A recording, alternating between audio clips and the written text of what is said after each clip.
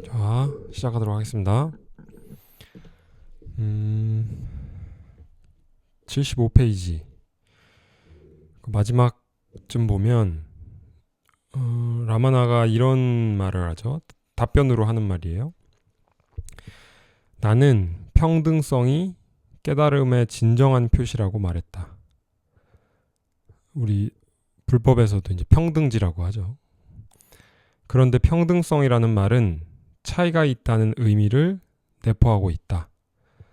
그러니까 더 정확히 말하면 평등이라는 말을 꺼낸 시점에 사실은 거기에 이미 사람들의 평등하지 않게 보는 인식이 전제에 깔려 있는 거지.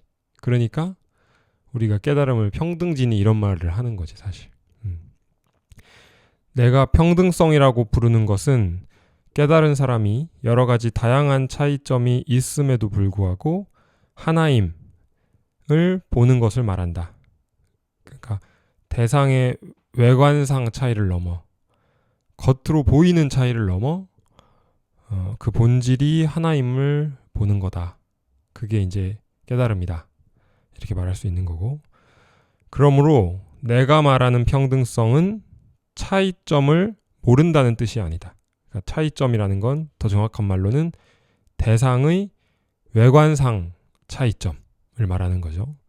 그래서 이 차이점을 내가 평등에 대해 말할 때 그건 차이를 나는 모른다 이런 말은 아니다 이거야. 하지만 그대가 깨닫게 되면 그런 차이점들은 매우 피상적이며 다른 말로 겉모습적이며 껍데기적이며 표피적이며 결코 실제가 아니고 그러니까 그 대상의 그게 실제 모습이 아니라는 거야. 겉모습이 그렇게 보인다고 그게 그 대상의 실제 모습은 아니라는 거지. 실상은 아니라는 거야. 그러니까 깨달음은 실상을 보는 거지. 결코 실제가 아니고 영원하지도 않다는 사실을 알게 될 것이다. 또 외적인 차이점들 속에 있는 본질은 오직 유일한 실제뿐임을 알게 될 것이다.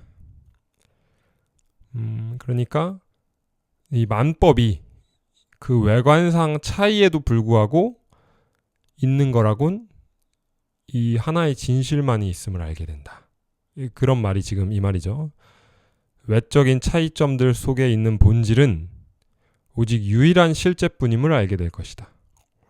그것을 나는 하나임이라고 부를 뿐이다.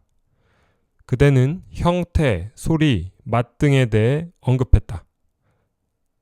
깨달은 사람도 이런 차이를 느낀다. 그러니까 형태를 보고 소리를 듣고 맛을 느낀다는 거죠. 하지만 그는 이러한 모든 차이점들 속에 있는 하나의 실제를 항상 자각하고 경험한다. 그렇기 때문에 무엇을 좋아하거나 싫어하지 않는다. 돌아다니든 이야기를 하든 아니면 무슨 일을 하든 그는 항상 하나의 실제 안에 존재한다. 그러니까 그 모든 게 다 하나의 진실이라는 거지.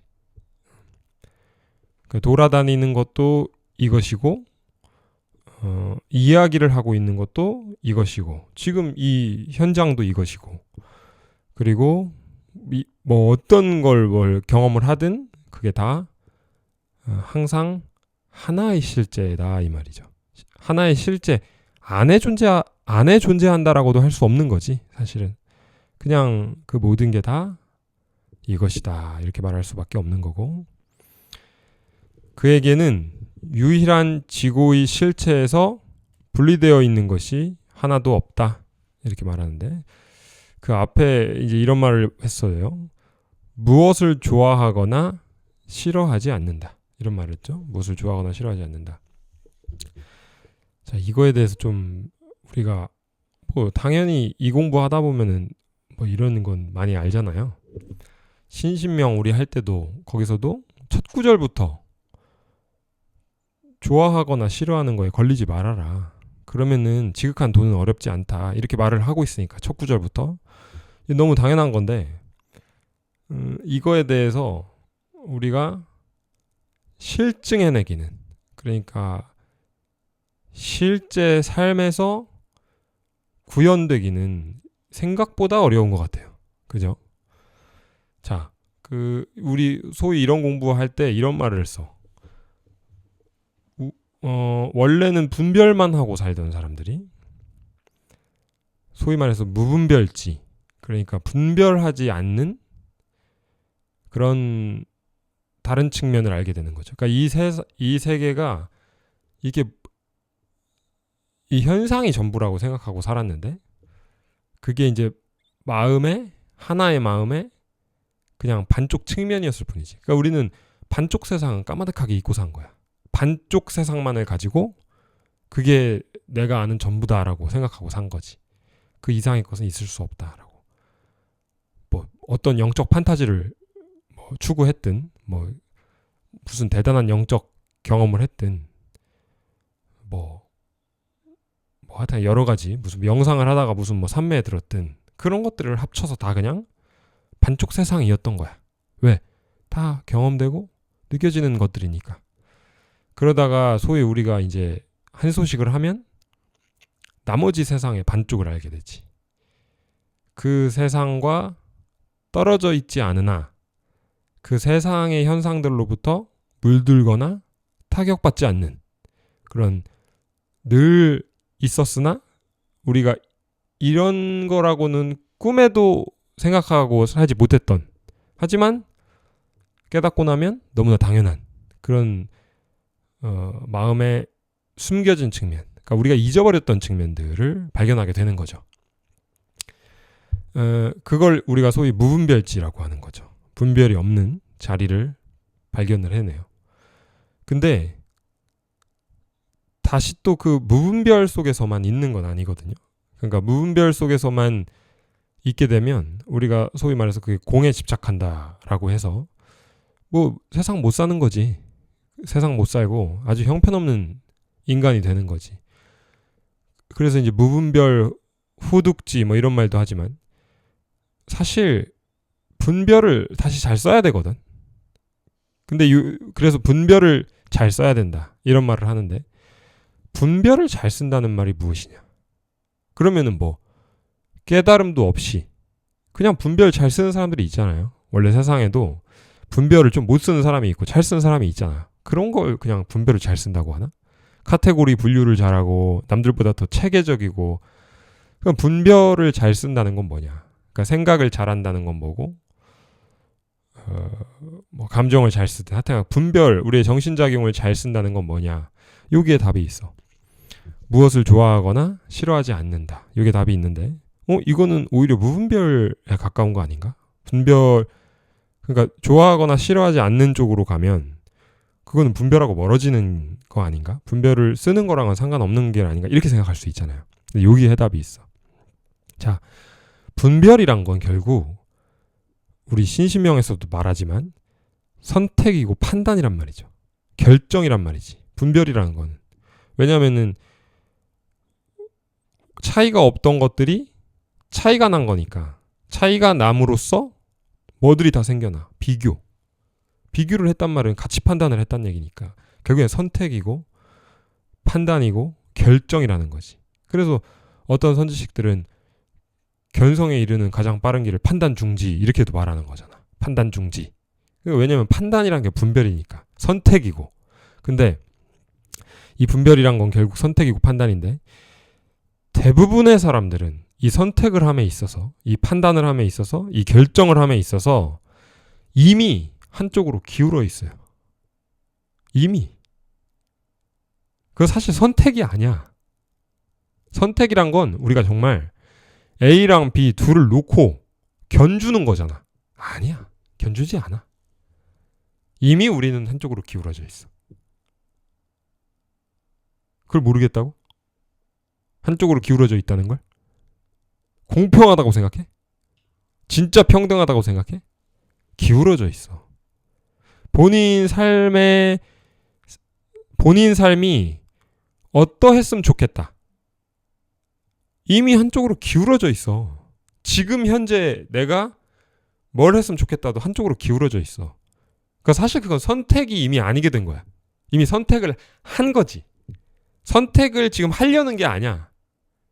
그 분별은 말 그대로 이미 한쪽으로 선택이 기울어져 있는 거야. 사실 자신들이 이미 선택을 한 줄도 모르는 거야. 그러니까 뒤늦게 물어봐야 의미가 없고, 가끔씩 우유부단한 사람들은 자기가 아직 선택을 하지 못했다고 우유부단하는 거잖아요. 사실 아니야. 그들이 우유부단한 이유는 이미 한쪽을 선택했기 때문이야. 뭔 말인지 알겠어요? 그러니까 우리가 우유부단한 경우가 뭐 예를 들어 자기가 자기 개인적인 욕심이 나는 게 있어. 근데 이게 사회적으로 보기에 안 좋아 보여. 그럴 때 우리가 우유부단해지고 이런 거잖아. 왜? 이미 선택했잖아. 이미 선택했는데 자기 개인의 욕심을 착복하고 싶도록 선택을 했는데 세상에 눈치가 보이는 것 뿐이잖아. 그러니까 이미 선택을 했기 때문에 우유부단한 거야. 사실. 그래서 사실은 그들이 갖는 의문 이런 것들이 거의 쓸데없는 경우가 많아. 그러니까 마치 우유부단함으로 와서 답을 알려달라. 내가 그렇게 해서 시키는 대로 하는 사람을 본 적이 없어. 아니 진짜 A랑 B 둘 다 선택하지 않은 상태에서 와서 답을 구하는 거면 답을 알려줬으면 그대로 하면 되잖아. 안 해. 왜? 자기가 원하는 답은 이미 정해졌으니까. 다만 이제 마음의 안도 이런 게 필요했을 뿐인 거지.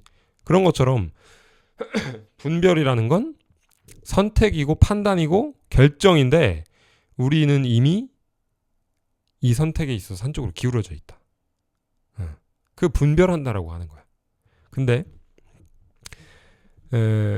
즉 우리 삶에서 어떤 일은 절대 일어나면 안 돼.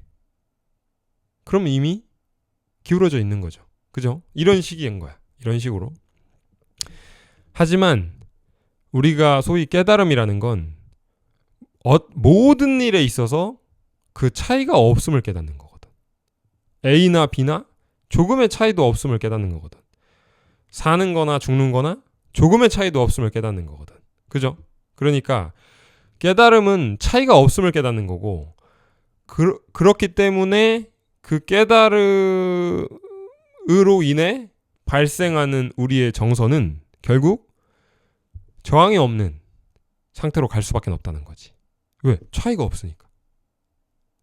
그러니까 우리가 분별 상태에선 자기도 모르게 자기가 자기를 속여요. 분별을 이미 선택을 이미 하고 이미 한쪽으로 기울어 놓고 어떤 일은 절대 일어나면 안 되라고 한단 말이야. 근데 어떤 일은 절대 일어나면 안 되라고 하는 건 일종의 저항이잖아. 그죠? 그러니까 그런 일이 일어났을 때 정신적으로 취약해지고 우리가 보통 그거를 불교에서 고통, 다른 말로 불만족이라고 하는 거잖아. 고통은 불만족이거든. 아니 무슨 신체적 고통을 말하는 거 유치하게 무슨 뭐 신체적으로 고통받고 무슨 뭐 병 걸리고 하는 걸 말하는 게 아니라 마음이 만족하지 못한 상태, 불만족, 끊임없는 불만족 상태로 들어가는 거. 그게 뭐야? 어떤 일은 일어나서는 안 돼 했는데 그 일이 일어났을 때, 그럴 때 우리가 불만족을 겪는 거잖아요. 그러니까 대부분 다 자기가 불만족이다, 우울증이다, 또는 자기가 어떤 뭔가 지금 힘들다. 그건 자기가 되고 싶어하는 무언가로 이미 기울어 있기 때문이야. 그러니까 그것만 받아들이고 있고 그거 말고는 안 받아들이고 있기 때문이야. 못 받아들이고 있기 때문이야. 그러니까 우리가 그걸 내가 일어나지 않기를 바라는 일과 일어나기를 바라는 일을 A, B로 둔다면 A와 B 사이에 차이가 있냐고. 그게 없음을 깨닫는 거란 말이야. A라는 일과 B라는 일 사이에 조금의 차이도 없음을. 조금의 차이도 없다는 얘기는 둘 다 일어나도 돼, 안 돼? 되는 거야. 그러니까 깨달음은 우리의 정서가 내 맨날 말하는 받아들임이 스탠스인 상태로 간다고. 그럴 수밖에 없다고. 정서 상태가 저항이 내려갈 수밖에 없는 거야. 왜? A랑 B라는 일에 차이가 없으니까. 차이가 있을 때 저항이 일어나는 건데 차이가 없다 보니까 저항감이 사라지는 거지. 뭐든 일어나도 상관없는 거야. 근데 이게 이치적인 수준에서는 차이가 없음을 깨달아도 정서적인 수준까지 감염이 안 될 수도 있어. 그러면 이제 굉장히 애를 먹어. 그래서 맨날 내가 받아들임이 스탠스다, 받아들임이 스탠스다 이렇게 말하는 거야. 그 어떤 사람들은 받아들임이 먼저 되는 사람들도 있어. 종교인들 중에.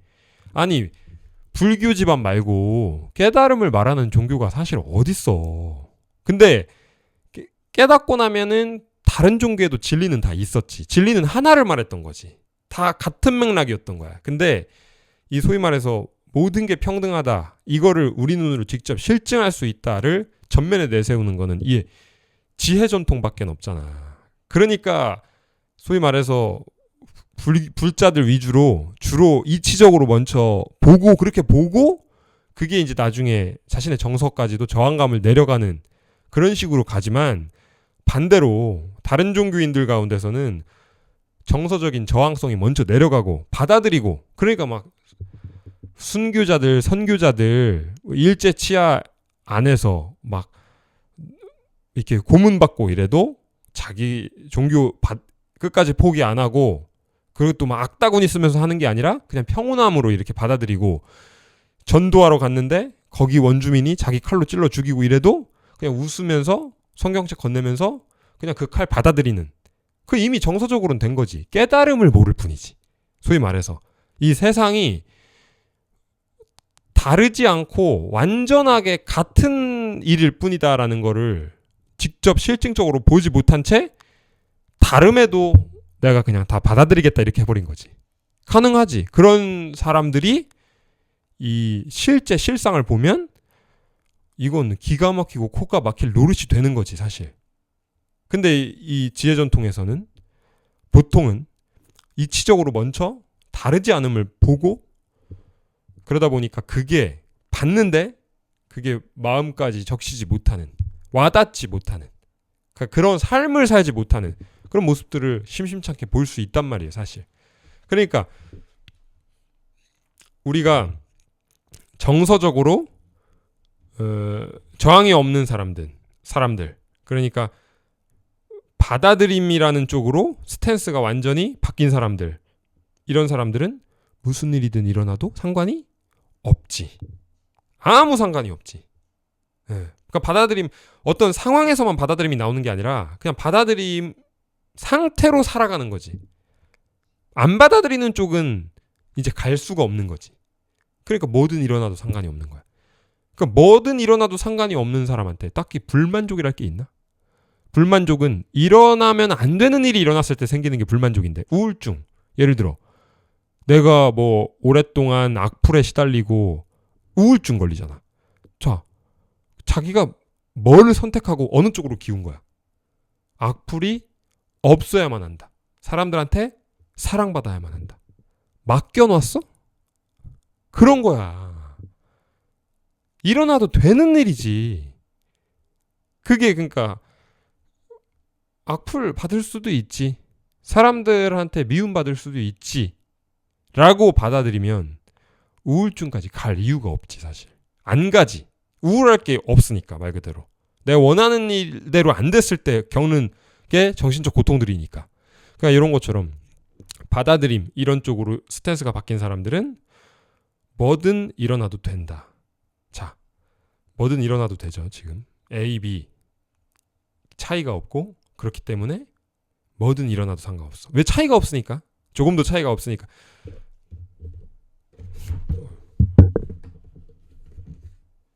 자, 애플워치랑 죽비 이 두 개가 차이가 있어. 그러면 우리가 둘 중에 하나 가져 이러면 이미 마음은 기울었어. 이쪽으로. 왜 이건 비싸. 이건 싸. 마음은 기울었어. 근데 거기서 우유부단함을 보이는 사람이 있다. 왜? 여기 비싼데? 요거 가져가면 구공님이 날 지금 테스트하는 건가? 요런 거.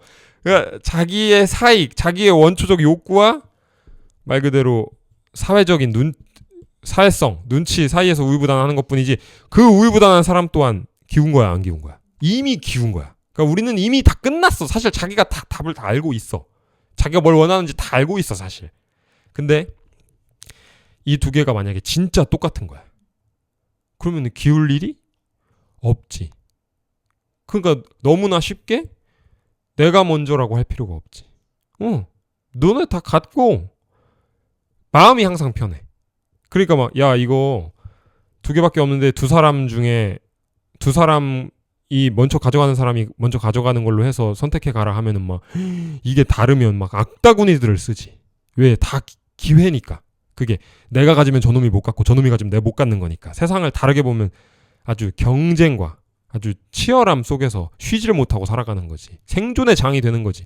이 두 개가 똑같아. 어떤 사람한텐. 그럼 그 사람한텐 옆에서 악다구니를 쓰는 사람이 잘 이해되지 않지. 아, 야 그럼 네가 먼저 가져.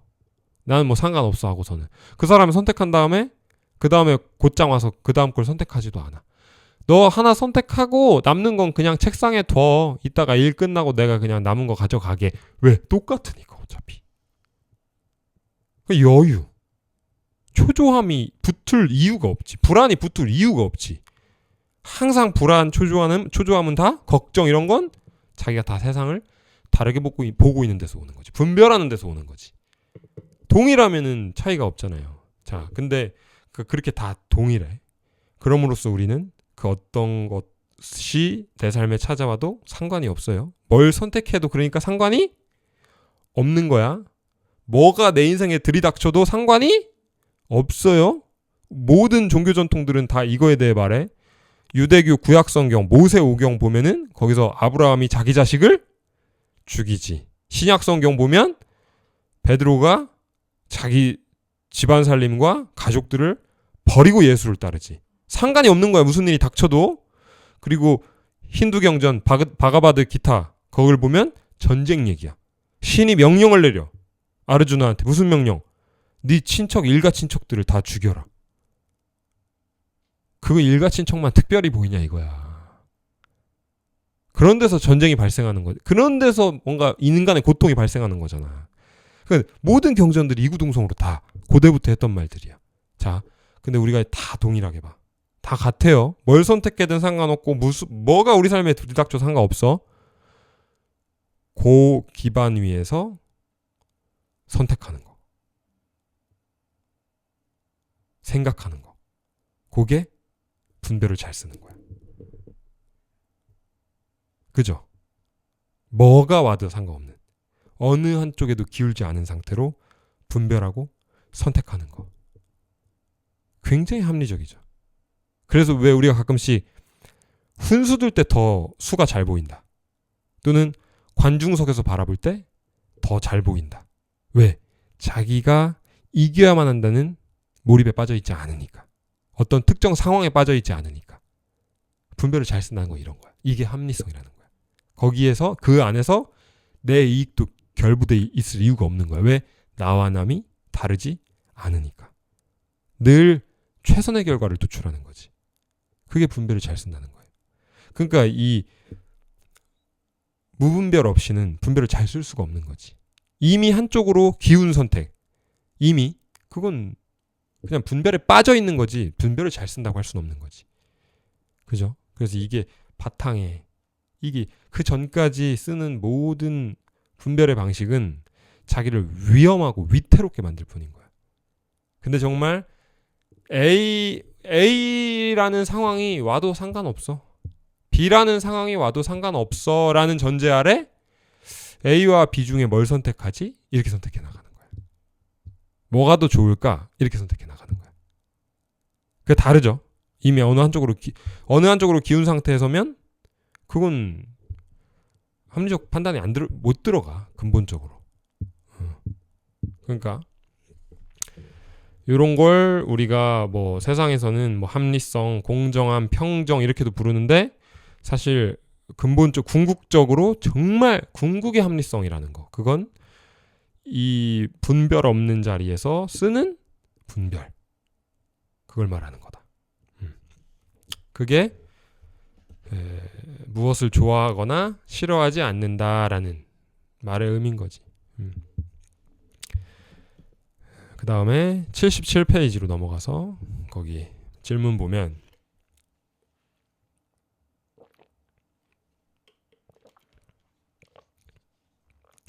자, 육체로 존재하는 동안에 해탈한 사람과 죽는 순간에 해탈한 사람이 있다고 하는데 선생님은 어떻게 생각하시는지요? 그러니까 보통 우리가 뭐 살아서 깨달음을 통해 완전히 벗어나면 그게 해탈이다 이렇게 말하기도 하고, 또 어느 경우에는 뭐 열반에 드셨다 이렇게 말하듯, 입적하셨다 이렇게 하듯이 죽으면 그게 우리가 궁극적 열반에 드는 거다 이렇게 말하는 사람들이 있지 않냐. 뭐냐? 뭐가 해탈이냐?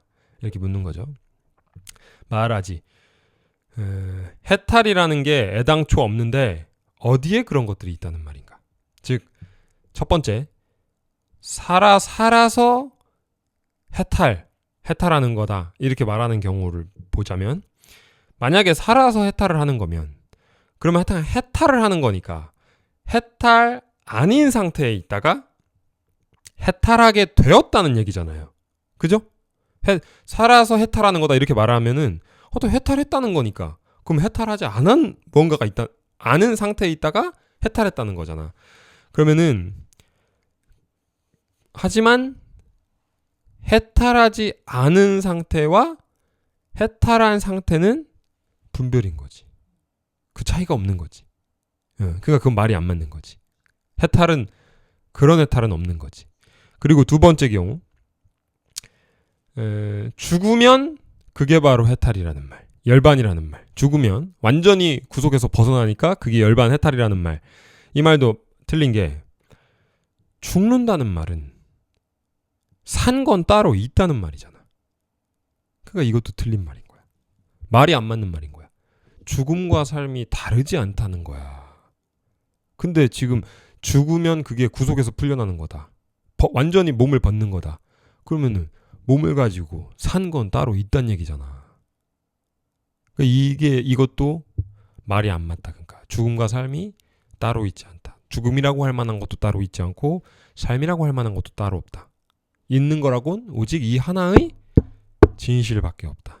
그러므로 그런 의미에서 죽음을 해탈이라고 말하는 거면, 죽음이란 게 별도로 따로 있는 게 아니기 때문에 해탈이란 없다. 그런 해탈은 없다. 죽음이 없으니까. 죽음을 해탈로 여기는 사람들은 해탈 없다는 거지. 그래서 둘 다 결국에 말하려는 바는 다른 상태랄 게 조금도 없는데 해탈이랄 게 어딨냐, 해탈이라는 특정 상태가 어딨냐, 이렇게 말하는 거지. 자, 그 다음에 세 줄 건너뛰고 보면, 구속이나 해탈이라는 말도 해탈하는 방법에 대해 설명하는 말들도 깨닫지 못한 사람들의 무지를 없애기 위해 방편으로 만들어낸 것일 뿐. 방편이야. 그러니까 해탈이라는 말을 썼던 것들도 방편으로 한 말이지, 실제 해탈이라는 특정 상태가 있는 건 아니다. 그러니까 해탈이라는 특정 상태가 있으면 해탈하지 못한 상태도 있잖아요. 그러니까 그러면 또 다른 게 있게 되는 거잖아. 그런 일은 없다. 있는 거라고는 하나의 일밖에 없지 두 가지의 일이 있는 게 아니다. 그러니까 아드바이타, 비이원이라고 하는 거고 불이법이라고 하는 거지. 그래서 존재하는 것은 오직 자유뿐이다, 이렇게 말하는 거죠. 그러니까 쉽게 말하면 자유밖에 없다는 말은 내가 삶을 살아간다는 그런 고립적이고 구속적인 일은 없다. 내가 삶을 살아간다는 게 구속이야. 구속이지. 내가 이 네모난 박스 안에 갇힌 내가 이 네모난 박스 같은 세상 안에서 제한된 삶을 살아가는 건데, 뭐 원하는 것들 다 돼? 부자도 못 되고 아무것도 못 되잖아. 그거 구속이지. 말 그대로 내가 삶을 살아간다고 여기면 구속이 될 수밖에 없어, 필연적으로.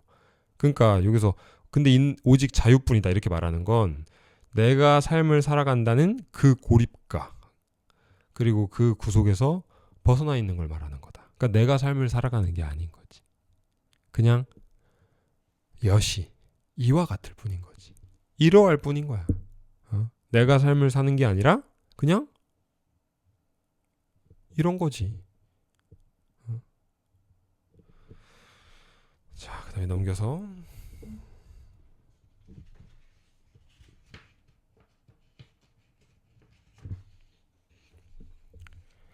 자, 78페이지 거기에 중간쯤에 마하리시 답변을 보면, 비베카추 단마디. 이게 저기 아드바이타 베단타의 무슨 뭐 중요한 어록 같은 건가 봐요. 비베카추 단마디 566절에 의하면 상카라는 그 아드바이타 베단타 불이 이론론을 정립한 힌두교의 성자죠. 쉽게 말해서 그 종래의 브라만교적인 성격을 버리지 못하고 있었던, 그 이원적인 체계를 버리지 못하고 있었던 그 힌두교를 불이 이론, 완전히 비이원적으로 재해석해낸 성자가 이제 이 상카라라는 사람인데, 그 상카라는 이렇게 말했다는 거야. 해탈한 사람은 육체를 벗은 후에 물 속에 떨어진 물, 기름 속에 떨어진 기름처럼 된다. 이렇게 말했다는 거야. 뭔 말이야? 물 속에 떨어진 물, 기름 속에 떨어진 기름처럼 된다. 해탈한 사람은. 그치. 물 속에 물이 떨어지면은 뭐 거기서 떨어진 물을 찾을 수나 있간? 그리고 뭐 기름 속에 기름 한 방울 떨어지면 떨어진 그 한 방울 기름을 찾을 수나 있간? 거기서 다른 걸 찾을 수나 있간? 전부 다 물이거나 전부 다 기름이지. 그러니까 그 해탈한 사람이란 건 결국 그 자신이 전체 속에 녹아들어서 자신이랄 게 이 세상에서 사라진 걸 말하는 거지. 이 세상에서는 더 이상 나라는 걸 찾을 수가 없는 거야. 옛날엔 찾았거든. 그잖아요. 이게. 그러니까 내가 삶을 살았지. 내가 찾았지. 근데 이제는 아무리 밖을 보나, 물질 세계를 보나, 안을 보나, 정신 세계를 보나, 나라고 할 만한 게 없다. 찾을 수가 없다. 생각 알잖아. 느낌 알잖아. 몸 알잖아. 그러니까 나라는 게 없어지는 거지. 찾을 게 없는 거지. 찾은 건 생각, 느낌, 감각인데 그건 나야 기름이야. 나야 물이야. 그죠? 그러니까. 근데 착각을 했던 거지. 한 방울의 물이 나는 쟤들과 달라. 한 방울의 기름이 나는 쟤들과 달라. 뭐 그러면 좀 살림살이 좀 나아지나? 어? 그냥 기름이고 물일 뿐이지. 전혀 하등 다를 게 없는 거지. 그러니까 자존감이 많이 취약한 사람들은 이 공부하다가 시험 많이 든다. 왜? 그렇지 않아도 자기 스스로를 하찮게 여기는데 달라병이라도 걸려 있어야 되는데 정신적으로나마. 근데 똑같다. 어? 세상과 다를 게 없어. 그러니까 취약해지지. 그것은 구속된 상태도 아니고 자유로운 상태도 아니다. 다른 말로 이 나가 지금 착각하면 안 되는 거지. 가끔씩 그 나가 없다는 말인가요? 그러니까 이 방문자가 라마나 마리시를 찾아갔을 때 앞에 노인이 있었을 거 아니야. 그 노인이 없다는 말인가요? 선생님은 없다는 말인 거 아니지. 있지. 그러니까 이 나가 없다는 것도 아니고 그렇다고 내가 이 세상에 있다는 것도 아니지. 그죠? 그러니까 물방울이 없다는 얘기를 하려는 거야. 근데 그 물방울이 물과 구별되어 있는 것도 아니잖아.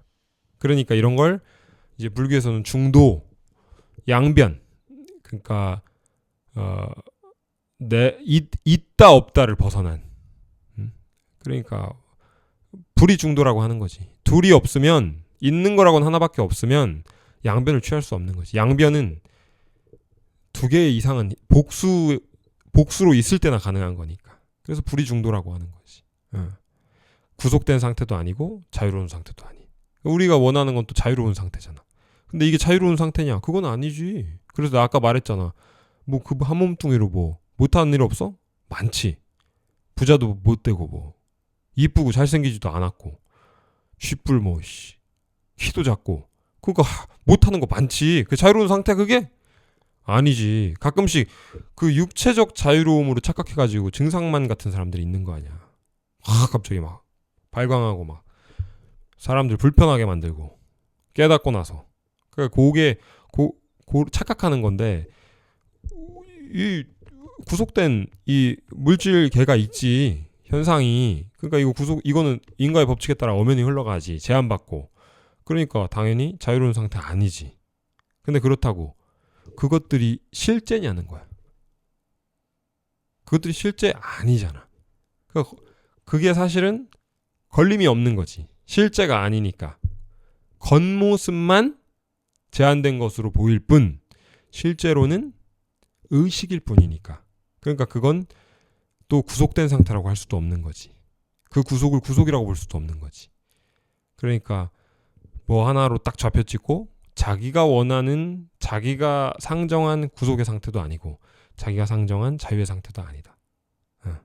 있는 거라고는 하나일밖에 없다. 생각해봐야 의미 없는 답만 도출될 뿐이다. 생각은 생각하는 자와 생각할 거리가 따로 있을 때나 가능한 거다. 근데 그럴 거리가 없는데 뭐에 대해 뭘 생각하는데 이거랑 다를 때나 생각을 해볼 수 있는 거지. 뭘 가질까? 뭐 이런 생각들을 있는 거라고는 하나일밖에 없으면 대체 뭘 생각을 하는데 그러니까 자 그렇게 말하는 거고 그 다음 질문 보면 깨달은 사람은 두 차원에서 살고 있다고 보아야 하지 않을까요? 이거 다 생각이잖아. 개념. 그도 우리처럼 이 현상계 속에서 활동을 하며 우리가 보는 것처럼 여러 가지 대상을 봅니다. 그가 현상계의 대상을 보지 않는 것 같지는 않습니다. 예컨대 길을 가다가 의자나 책상이 있는 것을 보면 그도 그것을 피해갑니다. 그러므로 깨달은 사람은 참자를 보는 동시에 현상계의 여러 가지 대상도 아울러 본다는 사실을 인정해야 하지 않겠습니까? 그냥 자꾸 이렇게 못 깨달을 얘기만 하니까 지금 자기가 이 사람은 그냥 소위 말해서 수다를 좋아하는 사람이잖아. 그냥 자기가 이렇게 이해한 바로 여러 가지 씨부리는 걸 좋아하는 사람이잖아. 입이 근질근질. 아마도 이게 집에서 마누라가 대화도 안 해주고 집에서 자식들이 대화도 안 해주는 사람이라서 외로워서 이제 아는 거 막 그냥 막 씨부리는 것 같은데 소위 말해서 이 사람 마레 씨가 딱 보기에는 이 사람은 지금 또 이렇게 말하면서 아니 뭐 어차피 깨달은 사람도 책상 있으면 뭐 피해가고 뭐 다 하잖아요. 이렇게 말하는 건데 그게 맞더라도 선지식은 맞는 걸 대답해주는 사람이 아니야. 무슨 말인지 알아요? 좋은 부모는 진실만을 말하는 사람일까? 왜 그럼 우리나라 속담, 전래동화 이런 거 왜 가르쳐? 형제간에 우애 있지 못하면 호랑이가 잡아간다. 그 다음에 뭐 하면은 늑대가 잡아간다. 구라잖아. 아니 실제 늑대가 잡아가요? 늑대한테 잡혀간 사람 있어? 호랑이가 잡아먹은 사람 있어? 없잖아. 근데 왜 그럼 구라를 쳐? 깨우쳐줘야 되기 때문에. 못 깨우치고 있기 때문에 깨우쳐줘야. 그러니까 선지식은 팩트를 말하는 사람이 아니라고. 트루스.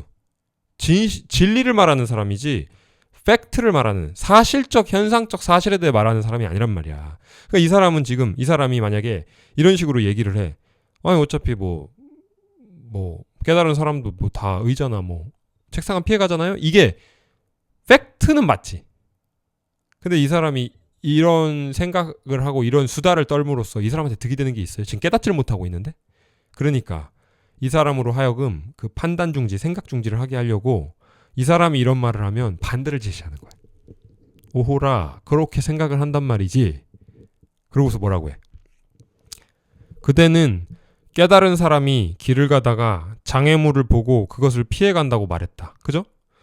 그런데 그 장애물이라는 게 누구의 눈으로 본 장애물인가? 쉽게 말해서 네 눈에는 장애물이 보이냐? 깨달은 사람의 눈으로 본 것인가? 마치 그대는 깨달은 사람이 길을 가다가 장애물을 보고 그것을 피해간다고 말했는데 깨달은 사람의 눈으로 보고 그렇게 말을 하는 거야? 아니면은 그대의 눈으로 본 것인가? 네 눈에 그렇게 보이는 거야. 네 눈에 장애물로 보이니까 그걸 피해간다고 보는 거야. 이렇게 오히려. 그러니까 수긍해줄 법한 말도 이 사람 상태에 따라 수긍하지 않는 거지. 그냥 쉽게 말해서 형제간에 우애 있게 지내라 이렇게 말하면 그냥 끝인데 그게 팩트인데 그 사람이 만약에 알겠어요 알았다고요 하고서는 전혀 그럴 마음이 없어. 그럼 그때 무슨 말을 해주는 거야? 형제간에 싸움을 한 아기돼지 삼형제가 늑대로부터 공격을 받았단다. 요런. 그럼 얘가 오씨 늑대한테 잡아먹히나? 이렇게 생각이 들므로써 중요한 걸 깨우치게 만드는 거잖아. 그러니까 지금 그런 말을 하는 거야. 마르시도 그런 방편을 쓰는 거야. 깨달은 사람의 눈으로 아니 장애물이 네 눈에 보이는 거겠지. 네가 장애물을 보니까 다른 사람 눈에도 장애물이 보일 거라고 네가 투사하고 있는 거겠지. 이렇게 말하는 거지. 이 사람 벙찌지. 다 그런 거 다 그렇잖아요. 막 이러면서 깨달은 사람은 오직 참자만을 보며 그의 눈에는 모든 것이 참자로 보인다. 네 눈에는 장애물과 장애물 아닌 게 따로 보이겠지. 깨달은 사람의 눈에는 모든 게 다 같기 때문에 장애물이랄 게 없다. 따로 없다. 따로 국밥처럼 따로 없다. 별도로 있지 않다. 이런 말을 하는 거죠. 그러니까 장애물이 없다는 거지. 그래서 불가에서는 유식 무경 오직 식만 있고 무경 경계는 없다. 이렇게 말하는데 이 사람은 경계가 있다라고 말하는 거잖아. 장애물이 깨달은 사람도 장애물은 보이죠? 그러니까 피해가는 거죠? 이렇게 말하는 건데 어림도 없다 임마 하면서 근데 또 이 사람이 또 어느 날 와가지고 또 천연덕스럽게 또 배운 거야. 그러니까 유식무경이잖아요 하면서 깨달은 사람은 경계 없이 보잖아요. 깨달은 사람은 오직 그냥 다 의식으로만 눈에 보이잖아요. 이러면 야 다 보여. 이런 거 죽비 다 보여. 이렇게 뭔가 그러니까 그쵸. 방편이 계속 나올 수밖에 없는 거야. 그 사람을 고정된 관념으로부터 일깨우기 위해서. 그리고 사람은 자꾸 정하고 싶은 거야. 그래서 다 의식으로 보인다는 얘기예요? 아니면 다 보통 사람들과 똑같이 보인다는 얘기예요? 정하고 싶은 거지 자기가. 참나 진짜. 그리고 이런 말도 있지. 사사무해. 일사 걸림이 없다. 무해. 그러니까 일들과 일들이 현상과 현상이 사물과 사물이 서로 걸리지 않는다. 그러니까 아무런 사물 간에 간섭이 없고 걸림이 없으니까 그러니까 일이랄 게 없으니까 그러니까 대체 장애물이 어디냐는 거지. 장애라는 거는 걸리게 만드는 거잖아. 무언가를. 근데 무해한데 일들과 일들이 무해한데 그런 게 어디냐 이렇게 말하는 거지. 자, 그 다음에 그러니까 이 모든 게 막 또 이렇게 말하면은 또 막 진짜 뭔가 걸리지 않는 뭔가를 이렇게 찾으려고 한단 말이야. 그게 중요한 게 아니라 그렇게 뭔가 자꾸만 파편적으로 피상적으로 모든 걸 갖게 보려고 노력하지 말고 그게 아니라 돌이켜서 하나의 사물이더라도 그 본질을 제대로 규명하라 이거야. 그러니까 제대로 된 영성은 깊이로 들어가는 영역이지 넓이로 가는 세계가 아니란 말이야. 넓이로 가는 세계는 우리가 소위 말해서 박학다식, 알쓸신잡 이런 거지. 그런 게 지대 너비압 그런 게 그 수평적 이 저변을 확대하는 길이지. 깨달음도 그렇게 접근한단 말이야. 그러니까 평등지 이런 거 들으면은 이거를 저변을 넓혀서 다 갖게 보려고 막 이런단 말이야. 그게 아니라 깊이로만 들어가면 알아서 저변은 확 동일해진단 말이야. 모든 것들은 다. 그러니까 내가 돼도 좋고 세상이 돼도 좋고 사물이 돼도 좋고 뭐든 좋아. 그것이 실제로 무엇인지. 여기서 이제 라마나 마르시는 그러니까 나라는 건 실제로 무엇인지를 탐구에 들어가라고 했던 거지. 그게 아니어도 돼. 뭐든 상관없어. 그것이 실제로 무엇인지를 정말 힘들겠지만 익숙하지 않겠지만 깊이로만 탐구에 들어가라는 거지. 그러면은 그것의 실제 본질을 알면 만물의 본질을 알고 그럼 그제서야 만물은 만물이 아님을 일물임을 알게 되는 거고 더 나아가 일물조차 없음을 한 물건도 없음을 그건 아직 거기 갈 필요는 없고 하여튼간 만물이 아님을 알게 되는 거지. 본래 일물임을. 근데 이제 물론 불가에서는 한 발 더 나가서 본래 무일물 한 물건이라는 것도 없다. 한 물건도 없다. 이렇게 말하지만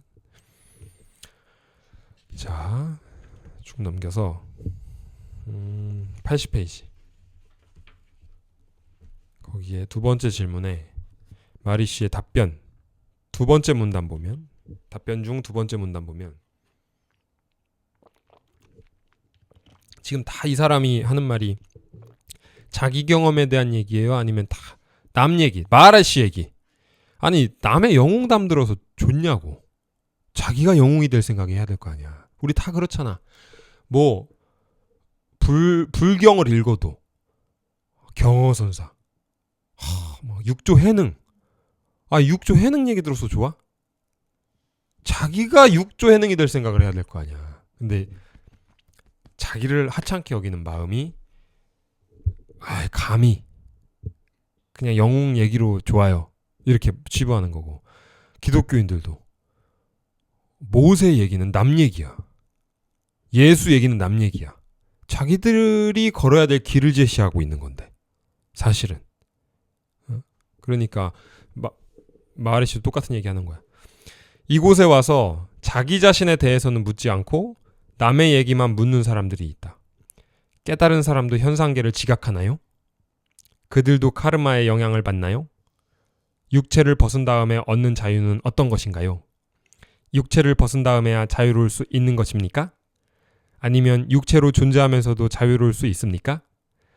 깨달은 사람의 육체는 빗속으로 녹아 들어갑니까? 아니면 다른 방법으로 시야에서 사라집니까? 그 대답을 들으면 만족은 와? 그 대답을 해줘. 예를 들어 뭐라고 질문했어 지금? 깨달은 사람도 현상계를 지각하나요? 안 해 임마! 이러면은 안 하는구나. 뭐 이래? 이러면 만족이 와? 그 반대로 또 깨달은 사람도 현상계를 지각하나요? 해 임마! 하는구나. 너는 이 두 받아들임 사이에 차이점을 모르겠는데? 안 한다고 말해서 안 하는구나라고 생각하는 거나 한다고 말해서 하는구나라고 생각. 뭐가 그 두 개가 뭐가 다른데? 어차피 자기 거 아닌데? 그럼 무슨 의미가 있어? 다 그들도 카르마의 영향을 받나요? 봐도 임마. 안 봐도 임마. 뭐 된 거야 그럼? 육체를 벗은 다음에 얻는 자유는 어떤 것인가요? 자유 없어 임마. 이게 자유야 임마. 뭐 그렇게 이해하면 무슨 의미가 있는데? 그렇게 대답을 들으면 무슨 실속이 있는데 뭐가 자기한테 실익이 있냐 이거지. 그러니까 이런 궁금증은 다 그림의 떡으로 배부르려는 짓들이다. 그림의 떡으로 그걸로 배부를 수도 있겠지 정신적으로 막. 근데 그게 얼마나 공허한 짓이야. 진짜를 얻어라. 그러니까 짝퉁으로 만족하지 말고 뭘 사더라도 진짜를 살려고 해라. 이런 말인 거지. 실제 만족을 해야 된다. 그리고 남의 살림살이잖아. 남의 살림살이를 왜 봐? 맨날 비유드렸지만 친구가 타워팰리스 사는 게 무슨 의미가 있어? 자기 원룸 그게 소중한 거 아니야? 근데 만약에 어떤 사람이 친구의 타워팰리스만 생각해. 친구의 타워팰리스만 궁금해. 친구의 타워팰리스만 생각나. 그러면 그런 사람들은 자기 원룸 어떻게 만들어? 개판 5분전 만드는 거지. 왜 맨날 친구 타워팰리스만 생각하고 있고 가끔씩 친구가 초대해. 놀러가. 거기서 놀고 오고 이러니까 자기 원룸은 맨날 안 치우고 안 닦고 정돈도 안 하고 그래. 그러니까 자기께 타워팰리스야 원룸이야. 원룸이잖아. 타워팰리스는 친구 거고. 그러니까 친구의 타워팰리스를 바라보면 바라볼수록 자기 거는 어떻게 돼가? 돼지울이 돼져가는 거지. 자기께 하찮다고 여기서 타워팰리스를 바라본 건데 안 닦고 안 청소하고 정리 안 하면 더 하찮아지는 거지. 그러니까 자기 살림살이. 원룸이라 할지라도 자기 거를 가지고 쓸고 닦고 조이고 광내고 정돈하고 하다 보면 쾌적한 집이 돼가는 거지. 그 사람 집에 딱 들어가면 그 사람 정돈 상태 이런 거 보면서 우리가 그 사람의 성실성, 그 사람의 마음이 얼마나 들떠있지 않은지 이런 거 알 수 있는 거고 정리돼서 살려고 하는지 알 수 있는 거고 그런 사람들이 뭐 평생 원룸에서만 살겠어? 그런 것처럼 이 마음 공부하면서도 남의 살림살이 관심 겁나 많아. 자기 살림살이. 그러니까 일단 살림살이도 없으면 안 되지. 그러니까 한 소식도 안 왔다. 그럼 살림살이도 없는 거야. 그거는 뭐 월세랄 것도 없는 거야. 그냥 노숙이야 노숙. 갑자기 공무원들 나와가지고 내쫓고 이러면은 그 자리에서 나가야 돼. 그러니까 자기 게 아니야. 그게 노숙이야. 근데 우리가 한 소식이라도 했다. 그게 자기 살림살이야. 그게 1.5평 고시원일 수도 있고 원룸일 수도 있고 진짜 말도 안 되는 단칸방일 수도 있어. 그래도 하여튼 그게 자기 살림살이야. 그럼 자기 살림살이 가꾸어 나가는 공부야. 어? 자기 살림살이 내가 그냥 내가 경험한 거니 그냥 이렇게 저절로 그건 저절로 이렇게 인식된다는 요건데. 근데 막 선지식들 얘기 들어보면은 막 무슨 모든 게 다 이거고 우주 만물을 다 이게 다 창조하고 그거는 아닌데 나 그런 건 깨달은 적 없는데 하고서는 그 다음부터 뭘 깨달으려고 해? 우주 만물을 이게 다 창조한다를 깨달으려고 해. 모든 게 다 이거다를 깨달으려고 해. 그러면 그게 바로 지가 깨달은 거. 지 살림살이 원룸 내팽개 치고 돼지우리 만들어 놓고 친구네 타워팰리스 가가지고 거기 가서 누리고 앉아있는 거랑 똑같은 거야. 친구가 미안한데 나 오늘은 피곤해서 나가 하면 나가야 돼. 이게 스승의 위험성이기도 하고 도반들의 위험성이기도 한 거야.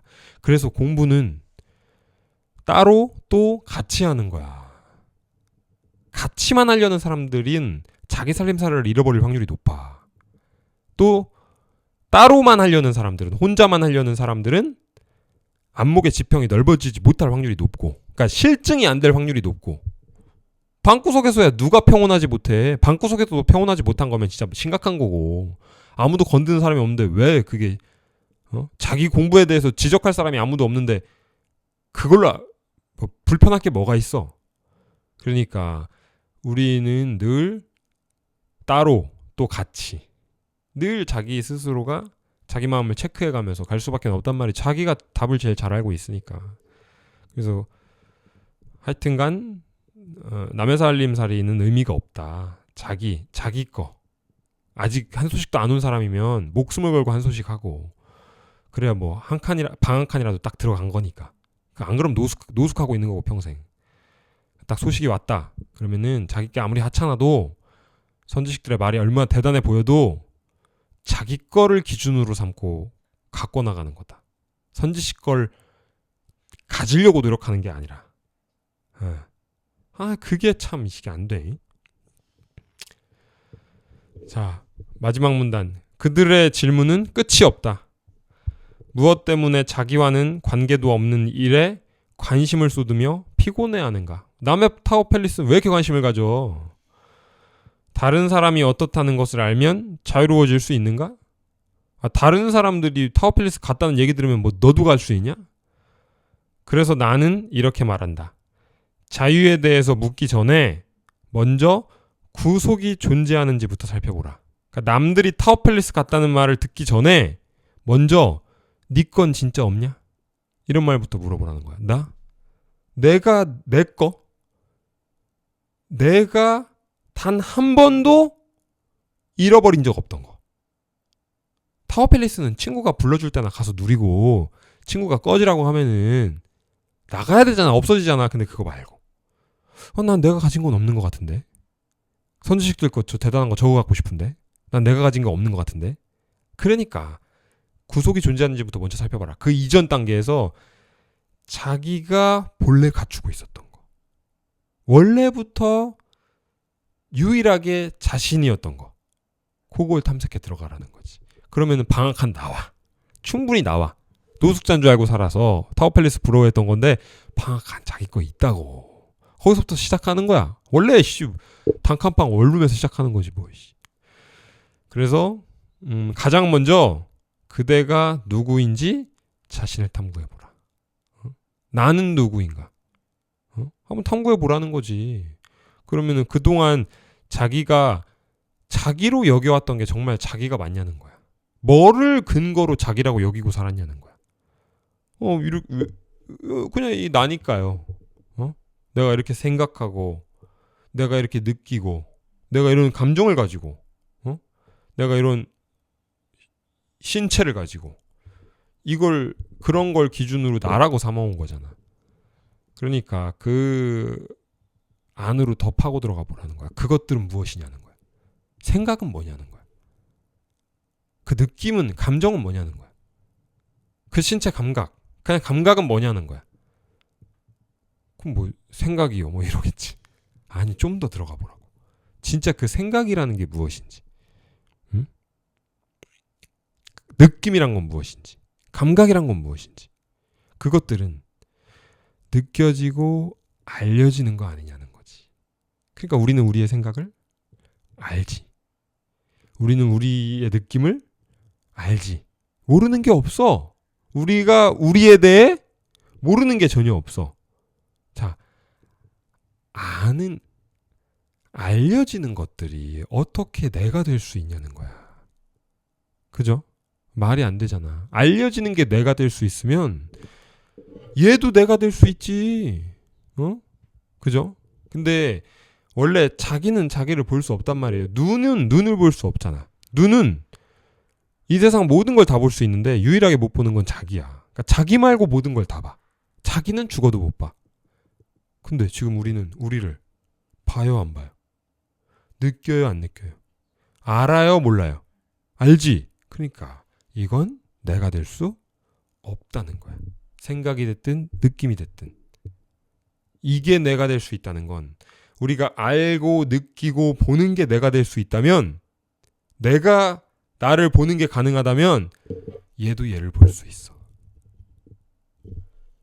얘도 얘를 볼 수 있는 거고. 말이 안 되잖아. 누가 거기에 동의를 해? 상식적인 사람들 중에 누가 야, 얘도 얘를 본다? 누가 이 말에 동의를 해? 당연히 못 본다고 생각하지. 얘는 우리에 의해 보여지는 거지. 자, 그러니까 자기 생각, 자기 감정, 자기 느낌 다 알려지고 보여지고 느껴지는 거야. 뭐가? 뭐에 의해? 그게 바로 여기서 말하는 나는 누구인가? 그대가 누구인지 진심으로 자신을 탐구해보라. 이러는 말인 거지. 불교에서는 이먹고 이러는 거고. 뭐냐는 거야. 자, 여기까지 하도록 할게요. 수고하셨습니다.